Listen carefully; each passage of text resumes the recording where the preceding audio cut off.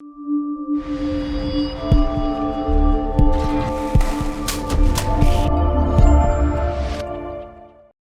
think of wonders as ancient ruins.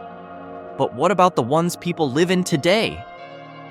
Floating villages, Arctic outposts, even cities built from scratch. Impossible? Yet they exist, and they show how far humans will go to make a home.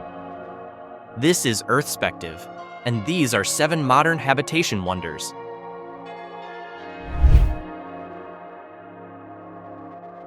Imagine building a city from the ground up, now, not centuries ago. That's Songdo. It sits on reclaimed land near Seoul, designed to be smart from day one. Sensors for traffic and energy, big parks, bike lanes, and quiet streets that actually feel planned. Here's the neat party trick. There are no curbside trash cans and almost no garbage trucks. Waste shoots through vacuum tubes under the city to sorting centers, a sci-fi detail that's very real. Yet for all the tech, life here looks normal. Apartments, offices, cafes. Some folks love the efficiency. Some say it feels a bit too pre-assembled. What makes Songdo a habitation wonder isn't the gadgets. It's the question it asks out loud. Can we design livability first and let the city grow into it? That experiment is ongoing, and the rest of us are taking notes.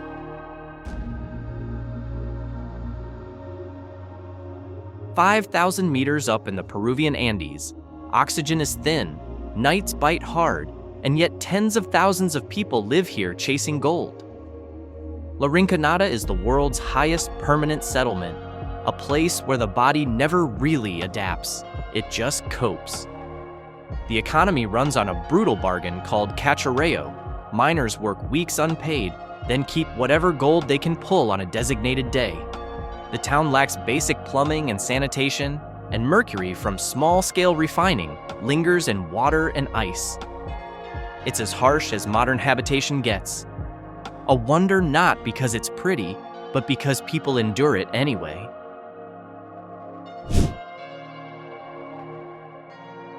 Draw a palm tree on the sea, then actually build it. Palm Jumeirah and its sibling, the world, are engineering flexes on a planetary scale, made from tens of millions of cubic meters of dredged sand and millions of tons of rock.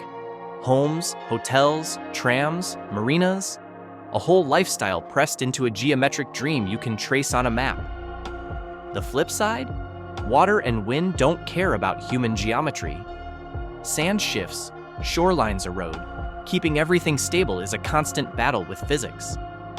These islands are a habitation wonder precisely because they're improbable and because they force a hard question. How much maintenance does paradise require? Halfway to the North Pole, Longyearbyen sits between a steel blue fjord and steep, snow-bitten mountains. Winter brings weeks of darkness. Summer, a sun that refuses to set.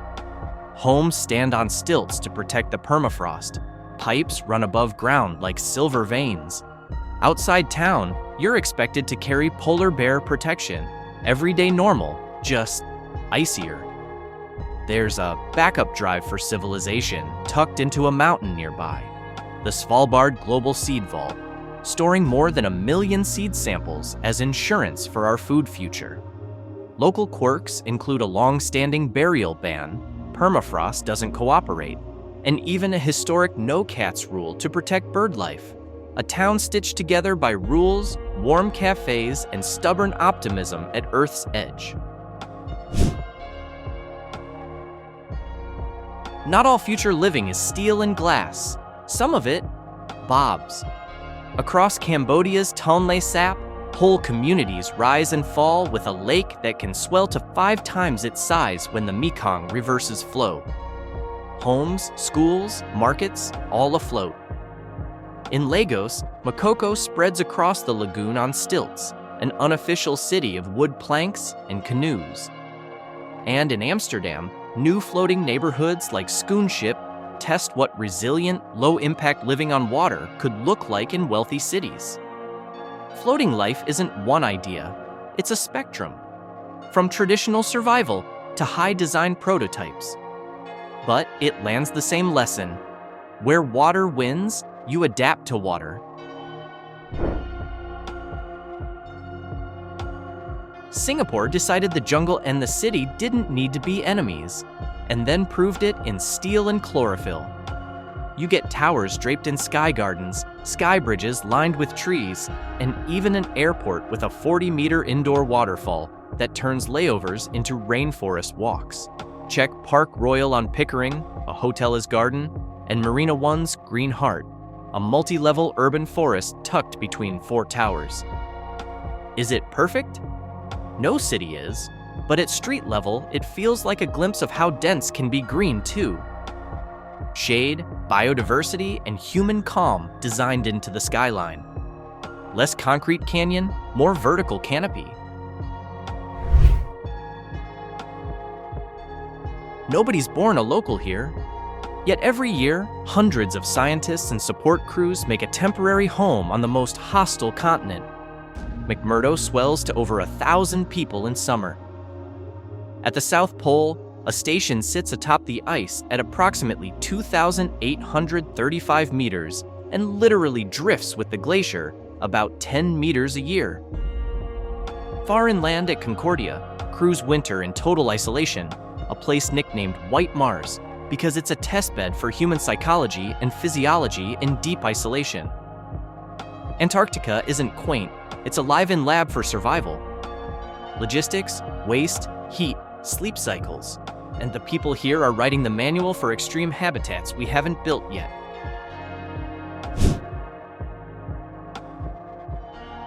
And then there's the habitat not on Earth at all. The ISS has been continuously lived in since 2000, circling the planet about 16 times a day, which means 16 sunrises and 16 sunsets every 24 hours.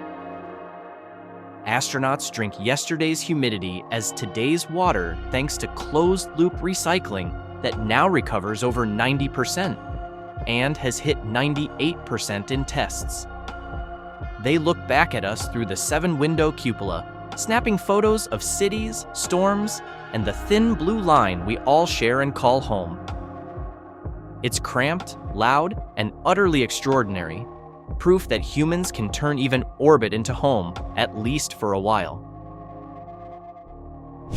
Home isn't always soft edges and mild weather.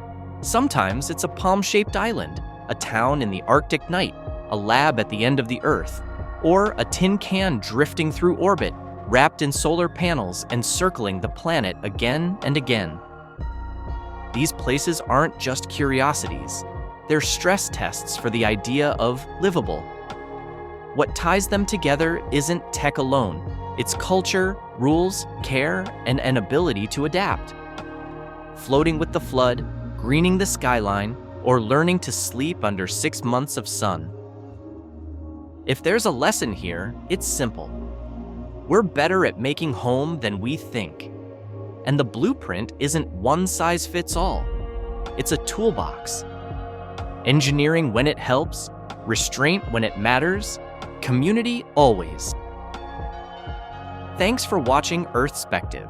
If you enjoyed this journey, don't forget to like, subscribe, and ring the bell, so you'll be with us for the next story about our changing world.